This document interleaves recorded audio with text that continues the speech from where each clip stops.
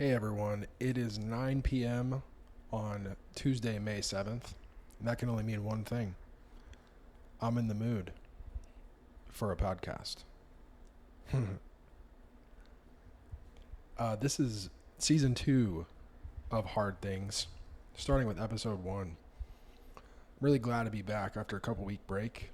I recorded episodes 6 and 7 of season 1 with friends and in advance. So kind of gave myself a little time off from working, recording, all of the above.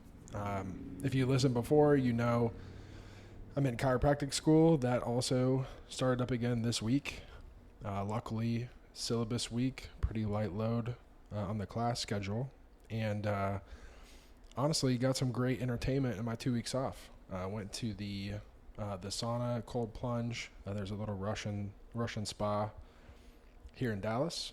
Been having a great time just exploring Dallas. Went apartment hunting, and I'm happy to report as well that I am live from my new apartment. Just a little studio, but it's going to get the job done here for the next couple months. Took them up on a shorter lease because I have no idea what my situation will be in that kind of 6 to 7 month period. So looking forward to spending some time here and maybe a potential future upgrade as well. We'll see what's in the cards, but like I said, for now I'm happy to be here. I'm all settled in and thought it'd be the perfect time to kind of ponder what I wanted this season to be about. I wrote some very light notes before I took the break and just tried to let it marinate in my subconscious as much as I could. Because I do take this seriously. I don't really think I have a lot of listeners yet, but this is something someday I would like to be able to send my future patients, have them reflect on if they have interests in these subjects, and recording them gives me something I could be proud of, something to kind of show for all my thoughts, instead of just thinking and then maybe telling a few people, this way recording it, getting it down for anyone that wants to listen. So I'm excited to be back, like I said. Speaking of entertainment, so the episode 5, my last solo episode, I kind of ended it talking about Tom Brady. One thing I completely forgot to mention in that episode was Deflategate. That's another instance of him cheating. Show you a cheater, I'll show you a winner.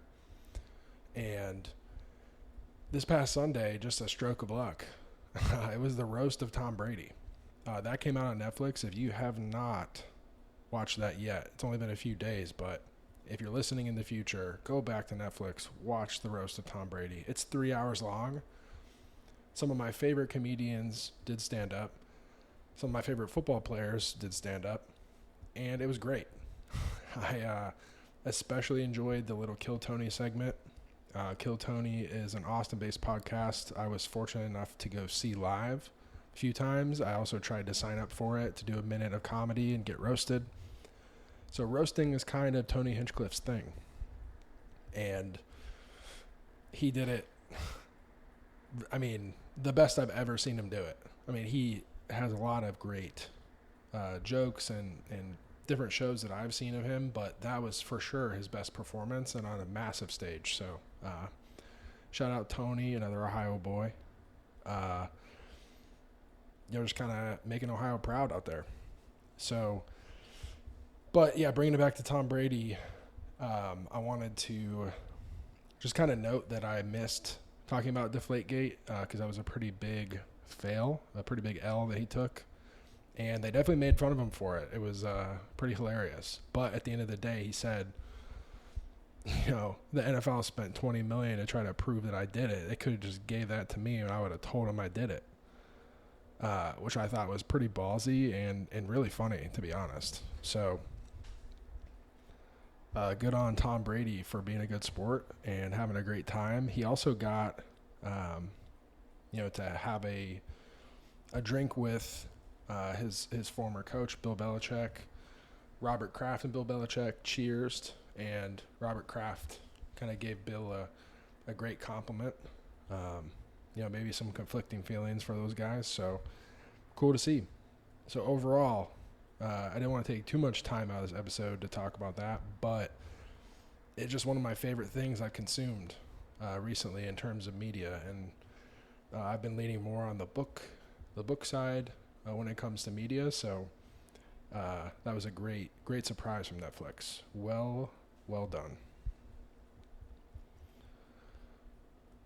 So when I come to season 2, I think I tease this a little bit in a few different places, but I really want to get into my recent physical and mental transformation over the past 3 years.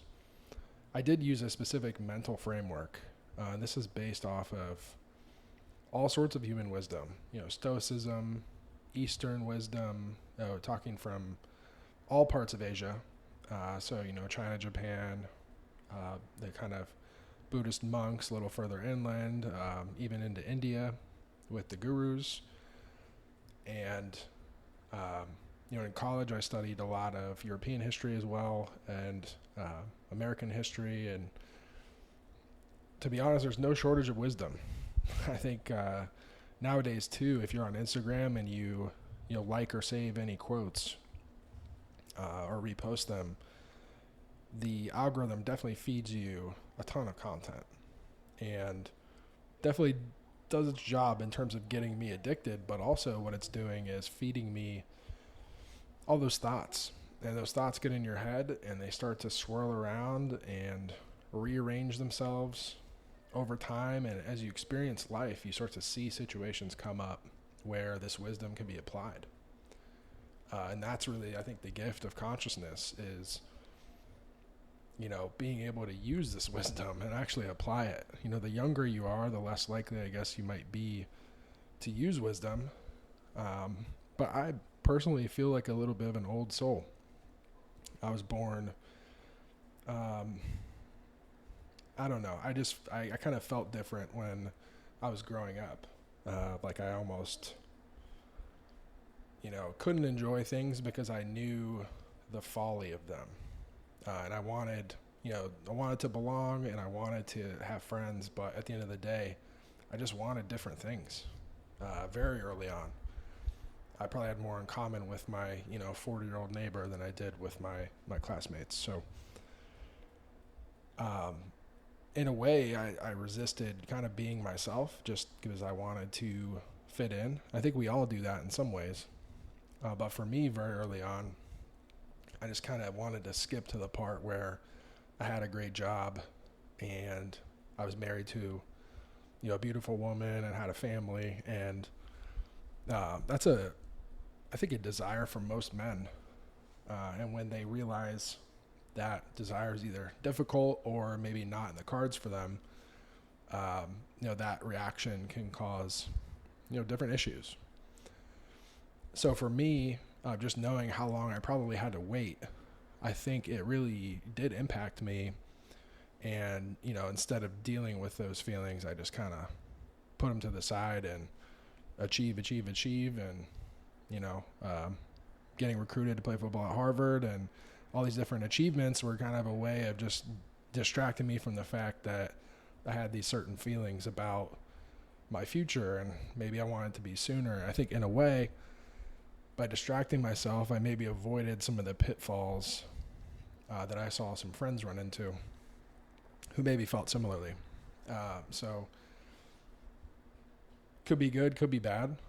But I do think wisdom and leaning into wisdom as soon as possible, as early in life as you can, is a good thing. Definitely want to kind of be free and party and experience things. But also, that wasn't really ever what I wanted. I kind of forced myself to do that. So,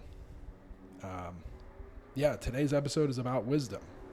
And it's okay to be wise. It's cool to be kind of lame and go to bed early.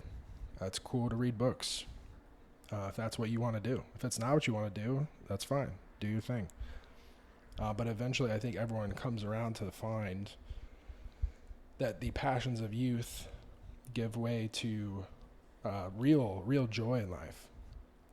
Some of the wisdom I've learned and applied in my life has ultimately brought me to my purpose, which is, becoming a chiropractor and helping folks out. I see definitely issues pervasive in our society, and I think a chiropractor is well suited to help. So, like I said, very thankful for this, and I'm excited to get into it and share with you. So 10 minutes into the episode, we're going to get into the meat of it. I have a lot of notes here, so I'm going to try to be as coherent as possible. I did, make a rough outline like I have for most episodes, but if it gets a little off track, I'll try to bring it back to the core idea, which I think is pretty clear.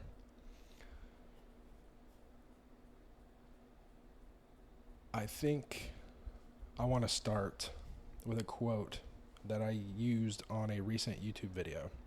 I'm putting this YouTube video out maybe 20 minutes before the podcast. In the video, I said the podcast comes out in a couple of days, but they're basically coming out at the same time. So go to YouTube, check it out. This episode also lives on YouTube, so if you're listening to this on YouTube, just hop on over, same channel. You'll see it there. But I actually moved it again today. I had a video I had to create for school, and I removed the sticker off of my laptop camera. And that sticker is a piece of tape with a fortune cookie underneath it. Fortune cookie paper, I should say. And the paper says, "A man cannot be comfortable without his own approval." I think what I described earlier in my life is the way I was acting at times was not in accordance with my values or the kind of innate wisdom that I held. And I was forcing myself to do things to try to fit in, and thus didn't have my own approval. I wasn't acting in accordance with my highest self. And that leaves you with, kind of maybe some shame, some guilt, and also regrets. Ultimately, there are some cases where you just know that you didn't earn something. It's cool if you get rewarded for your kind of natural talents and gifts. At a certain point, I wasn't developing them further like I knew that I could. I knew I was capable of. So knowing that you didn't earn it, you really can't have any satisfaction or any joy. You want to progress in life. I think that's the whole point, is to become a better human being in whatever avenue that you want to chase. So that brings me to, I think, the main idea of the episode. And I have a couple of good examples, some big and some small, kind of semi-personal to me. So I think what I see a lot in our society and in myself, all of us collectively, is we put the cart before the horse. I was doing some research into cart before the horse as an idea, and it's really deep.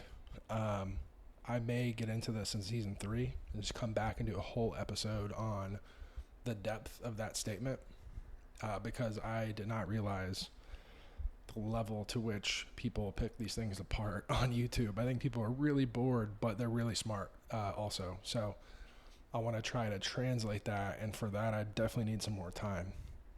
But the cart before the horse idea, I think, even just as a phrase, is very strong. If you think about it, a horse-drawn carriage, the cart comes behind, the horse is the power, it's pulling the cart along. You put the cart before the horse is just running into the cart, it can't move forward.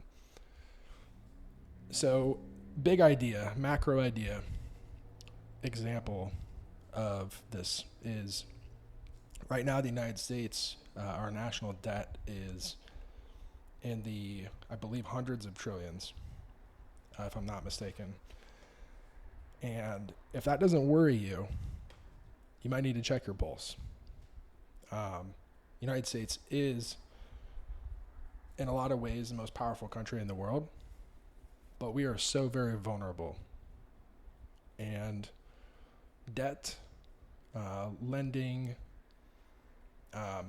it's a concept really kind of almost as old as humanity. I mean, it's been going on for thousands of years. It's mentioned in the Bible as a term called usury. I'm not going to get into that, but just look up the word usury. It's Usury. I think as a young kid, I even just noticed this in society, all the different loans and mortgages, and my parents would explain these things to me, and I would go, that makes no sense. Well, it makes sense if you want to put the cart before the horse. If you want the thing before you've done the work to earn the thing. And the United States, in the same way, we might, quote unquote, win foreign wars and be a world power. But at this point, other countries own portions of our debt. So in essence, own us. So we're kind of winning boots on the ground in the moment, quote unquote, like I said. There's examples where we're maybe not winning or even hurting ourselves. But in the future, we're kind of borrowing from the future. And that gets into a term I wrote down, robbing Peter to pay Paul. And even more accurate is just borrowing from time. We're robbing our future success for current success. And it's always felt wrong to me that we are so successful because our foundation and our fundamentals, it feels like, just when you listen to our leaders and the things that we do, what we spend our time on and our money on, it's surprising that we are still a world power at this moment, and it kind of feels like maybe we won't be. Maybe in my lifetime. And that feeling does not sit well with me. I think this is a general anxiety that I have, only because I can see this train wreck moving in slow motion. As this debt climbs up, nobody's really doing anything about it. People being really irresponsible about it. I definitely don't know the solution, but even just calling it out makes me feel a little bit better. And like I said, this isn't just other people. This is me. So, personal example, and one that I see in the Olympic weightlifting community a lot. As a coach, I've tried to work with all sorts of people, and including myself. I coach myself at times. Right now, I'm lucky to have 2 people that I really lean on for information and support. But that wasn't always the case. Sometimes I was doing it all on my own. And speaking of cart before the horse, weightlifting or exercise in general as a form of avoidance. Avoiding life problems like income, job problems, budget problems, debt, relationship problems, any problem you can name in your personal life. If you go to the gym, kind of pathologically, 6 or 7 times a week, work out for multiple hours on end, for a weightlifting meet, for example, and your life isn't completely in order, you might be avoiding something. And I say that with the utmost love and care because it's me. I'm describing myself, but I see it in other people too.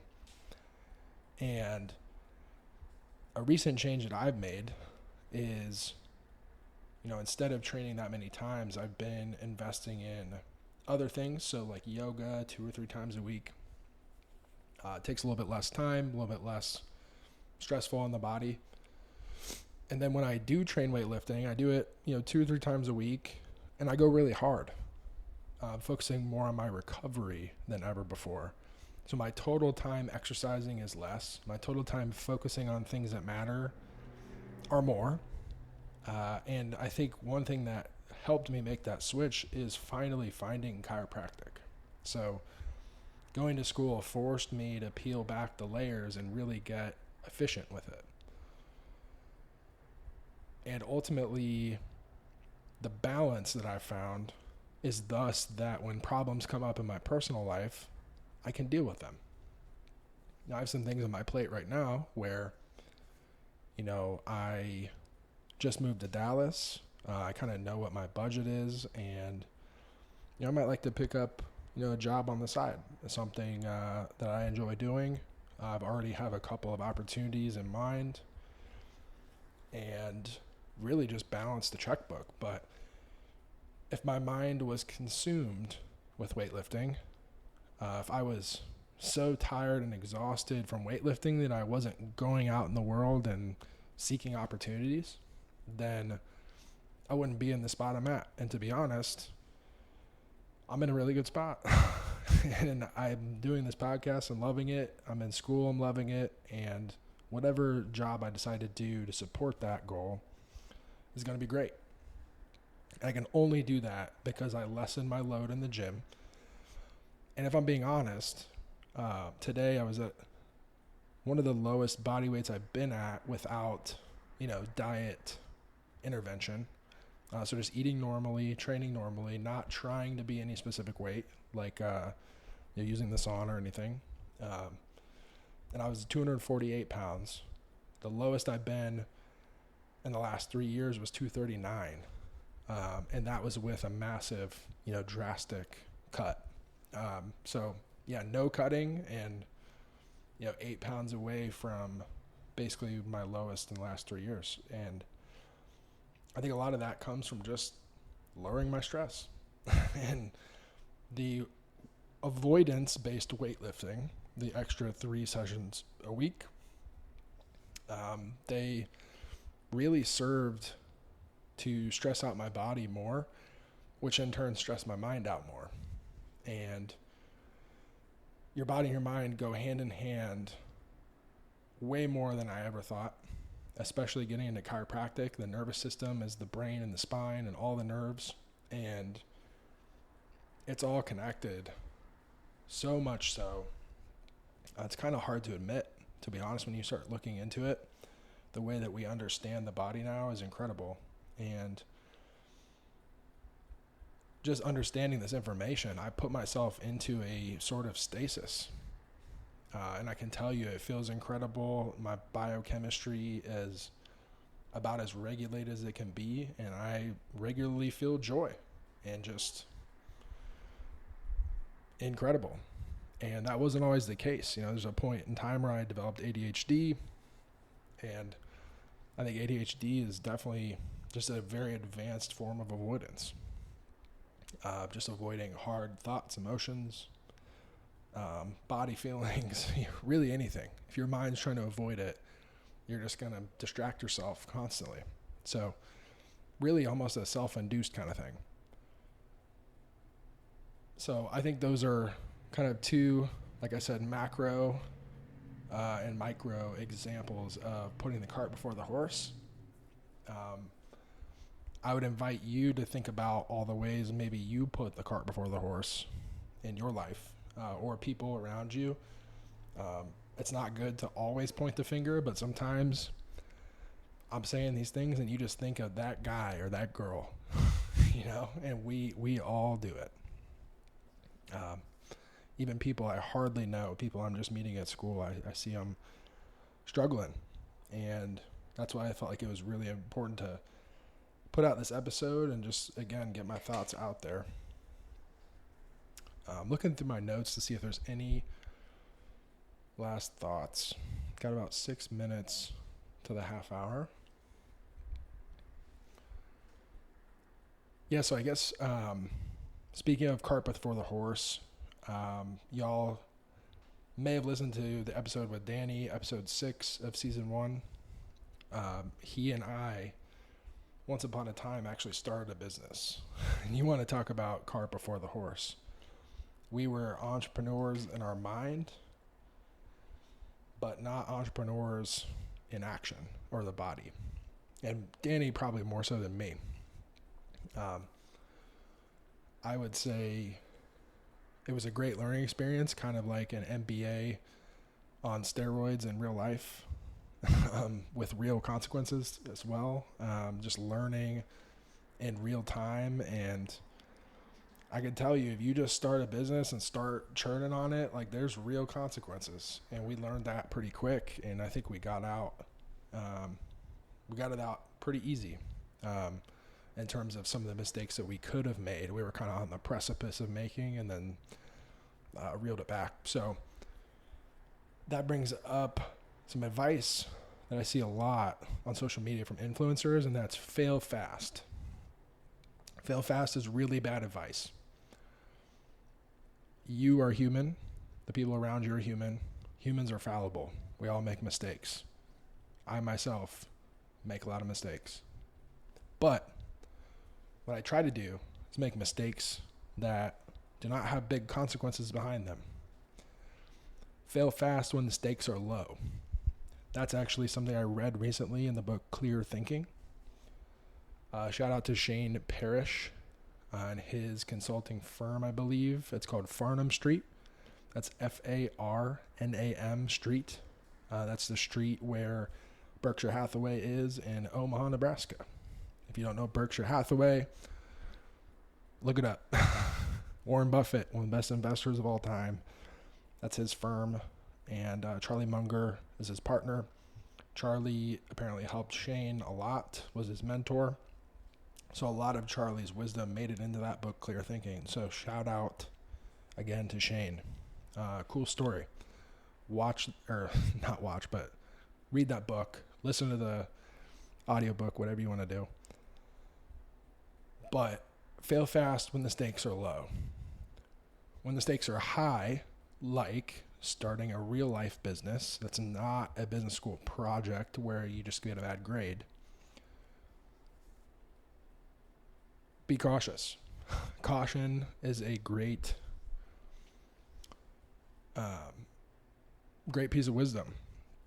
That's actually one of the virtues I was reading about recently. I can't remember if it was a Stoic virtue or a Zen virtue, but maybe I'll bring that back wherever I find that in my notes, the caution piece. I'll read that and the other virtues here on the wisdom episode in the future, like season 3.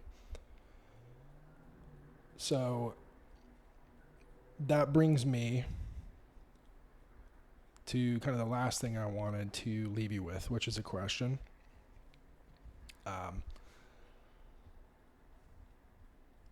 This question actually was graffitied on an overpass in Austin, Texas, near downtown. If you go from South Lamar and then you head towards the Whole Foods on West 5th, there just west of downtown, you're going to go under a little bridge. It's kind of where the Amtrak is. If you were going to get on the Amtrak and go west to California. And it was a pretty pivotal moment for me. It was definitely one of those signs where it started a lot of thoughts in my head. Like you read all this wisdom, and then it usually just takes one little catalyst, one question, one statement that sets you on a path, a motion of thought that is particularly helpful. So I want to end this episode with that question. Just kind of end it and drop the mic. So I am going to be doing a few different fundraising efforts with reference to my future projects. Like I said, there's a YouTube video where I describe how to support through GoFundMe, through Patreon, through pre-orders of my book on the website, infinite-strength.com. Any support that you want to give, I highly appreciate it. If you enjoyed this episode, the other episodes from season 1, I'm going to keep them coming, whether you support or not financially, but it really would help, especially as a brother is in chiropractic school. So without further ado, I want to ask you, whose game are you losing? See you next time.